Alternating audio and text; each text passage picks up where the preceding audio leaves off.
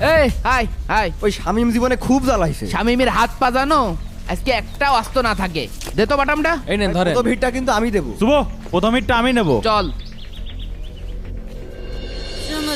তোমার সনে একলা পায়াসি হ্যাঁ শাম, ওরে মরে কি করে একলা পায়াসি হ্যাঁ শাম এই নিঠু বনে। শামিম, এ শামিম, এ বেরিয়ে আয়। এই রে আমার হাগা পুঙায় অ্যারেস্ট, মরিছি। কিরে কোনে যাচ্ছে ও? আরে আল্লাহ, শালা আজকে আমার মেরে ফেলবেন রে। এই তোরা দাঁড়িয়ে কি দেখছিস? ধর বাচ্চা ধর। এই ধর। ওরে আল্লাহ, মরিছি। বাবা তুমি আমার ছেলেটারে মেরে ফেলো না বাবা, তুমি আমার ছেলেটারে ছেড়ে দাও বাবা, তোমাদের পায়ে ধরি বাবা, আমার ছেলেটারে কিছু করো না বাবা। চাচা সরো, তাছাড়া কিন্তু তোমার সুতো মারবানে, ছাবল দেখছো ছাটিয়ে ফেলবান কিন্তু। তো ছেলেরে কিচ্ছু কব না নে, ধরে নিয়ে এসে দুধ কলাতে ভাত মাখাই খাতি দিবানে। এই তোরা দাঁড়িয়ে কি দেখছিস? ওকে ধরে নিয়ে চলেন ভাই, ওই যে ভাড়া দিকে গেছে, চলেন চলেন। আকিব তোর পায়ে ধরি বাপ, তুই আমার ছেলের মতন, আমার বুকটা খালি করিস না বাপ। গত 15 বছর ধরে তোর ছেলে কত মায়ের বুক খালি করেছে, তখন কোথায় ছিল তোর এত ইমোশনাল কথাবার্তা? ভাই তোরা আমার মাফ করে দে ভাই।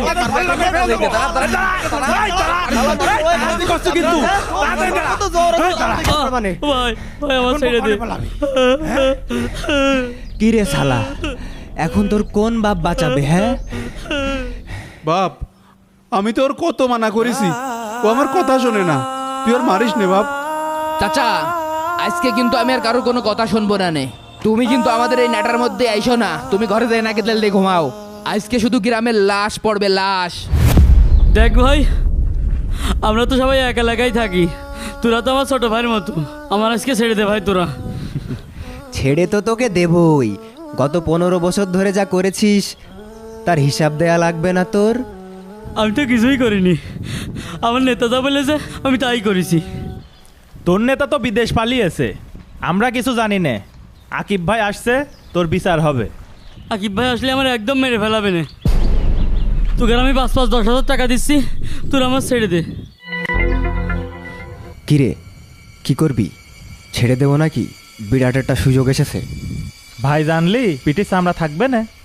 তাও তো কথা, তাহলে তুই মালডারে পাহারা দে, আমি ভাইরে ডেকে নিয়ে আসি। ওকে যা। শালা আমার বাপের খুব জ্বালাইছে। আজকেই তোর জীবনের শেষ দিন বাপ, তোর আল্লাহর দোহাই লাগে তুই এরম কিছু করিস নে। শামিমের মা মরে যাওয়ার পরে ওই শামিমই আমার একমাত্র সম্বল, তুই আমার বুকটা খালি করিস নে বাপ। বাহ চাচা বাহ, তোমার এই সম্বল কত মানুষের অম্বল কেড়ে নিয়েছে, তখন তোমার নীতিকতা কনে ছিল? হ্যাঁ কনে ছিল? ভাই শামিমি তো বাইন্দে রাখিছি। ঠিক মতো বান্ধিছিস? হ্যাঁ ভাই। চল ওরা আজকে আসেন। খেয়েই ফেলবো। আল্লাহ জীবনে এখন আমি খুব কি জ্বালাইছিস। করবো? তুমি বাঁচাও আল্লাহ, তুমি একটা কিছু করো আল্লাহ। হুজুর, হুজুর কে ডাকছে? কিরে? একটু এদিকে আসেন। আরে শামিম ভাই, আপনার এই অবস্থা কেন? হুজুর, হুজুর আমাকে বাঁচান আপনি, তা না হলে আকিব ভাই আমার একদম মেরে ফেলবে না। কিন্তু আপনি কি এমন করেছেন যে আপনাকে ওরা এভাবে চোরের মতো বেঁধে রেখেছে?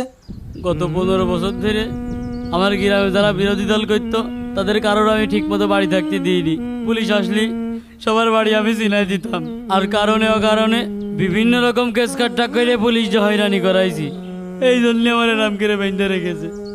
কিন্তু ভাই, আমি তো সামান্য একজন ইমাম, আমি আপনাকে কিভাবে সাহায্য করব? আমি যদি আপনার দড়ি খুলে দিই, আকিব ভাই জানতে পারলে আমার মারিয়েই ফেলবেন। না ভাই, আমি হুজুর মানুষ, এইসব ঝইঝামেলির ভিতর থাকতে চাচ্ছি না। থাকো তুমি। হুজুর যেন না, হুজুর, হুজুর আমার বাঁচান। এই শামিম, এই খুব জ্বালাইছিস না? তোর আজকে- শোন শামিম, ইট মারলে পাটকেল খাইতে হয়। ভাই আমি তো তোমার কোনো ক্ষতি করিনি, তুমি আমার ছেড়ে দাও ভাই। তুই ক্ষতি করিসনি? তাহলে আমি 10 বছর জেল খাটলাম কি করে? এই গ্রামে আমার 300 নেতা কর্মী আছে, তাদের নামে কেস কাটটা হলো কি করে? এই খবর কিটা দিয়েছে? তুই দিয়েছিস তুই। ভাই আমি যা করেছি সব আমার নেতার হুকুমেই করেছি, আমার কোনো দোষ নেই। তুমি আমার মেরো না ভাই, তুমি আমার মেরো না। তোর নেতার ফোন লাগা, ক আকিব আমারে ধরে রেখেছে, আকিব আমার মারছে, লাগা ফোন। ভাই ফোন দেবো কি করে, নেতার ফোন তো বন্ধ, নেতা তো বিদেশ চলে গিয়েছে। শোন শামিম, তোর আগেই হিসেব করার দরকার ছিল। তুই আর আমি কিন্তু এই গ্রামেই থাকি, আর একজন পাতি নেতা এসে তোর আর আমার মাঝে ঝামেলা বাঁধাবে, আমি সেটা সহ্য করব না। এই দাদা দে। বাপ তুমি আমার ছেলেটারে মেরেও না বাপ। আমার ঘরে টিভি, ফ্রিজ, মোটরসাইকেল, সোনা দানা যা আছে সব তুমি নিয়ে যাও। তুমি আমার ছেলেটারে ছেড়ে দাও বাপ। চাচা ওইগুলো সব নিবানে, আগে তোমার ছেলের চ্যাপ্টারটা ক্লোজ করি। আকিব ভাই দাঁড়ান। ইমাম সাহেব, আপনি হুজুর মানুষ, আপনি রাজনীতির ভিতরে আসেন না।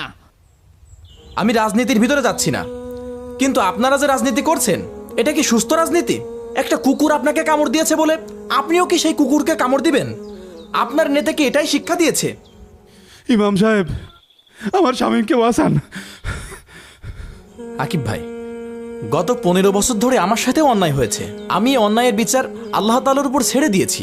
আমি যদি আইন নিজের হাতে তুলে নিয়ে আমার শত্রুর মোকাবেলা করতাম, তাদেরকে হত্যা করতাম, তাহলে আল্লাহ তাআলার কাছে আমি কি পুরস্কার আশা করতাম?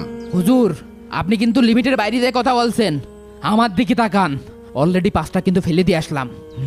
গত 15 বছর ধরে শামীম ক্ষমতায় ছিল, এখন আপনি ক্ষমতা দেখাচ্ছেন। আবার যখন শামীম ক্ষমতায় যাবে তখন আপনার উপরে জুলুম অত্যাচার করবে। এইভাবে একসময় আপনারা দুজনেই ধ্বংস হয়ে যাবেন। আপনারা দুজন একটা কথা মনে রাখবেন, রাসূল সাল্লাল্লাহু আলাইহি ওয়াসাল্লাম বলেছেন, যে ব্যক্তি কোনো মানুষের ভুল ক্ষমা করে দেবে, কাল কিয়ামতের দিন আল্লাহ তাআলা তার ভুল ক্ষমা করে দেবেন। যে ব্যক্তি কোনো মানুষের ভুল ক্ষমা করে দেবে, কাল কিয়ামতের দিন আল্লাহ তাআলা তার ভুল ক্ষমা করে দেবেন।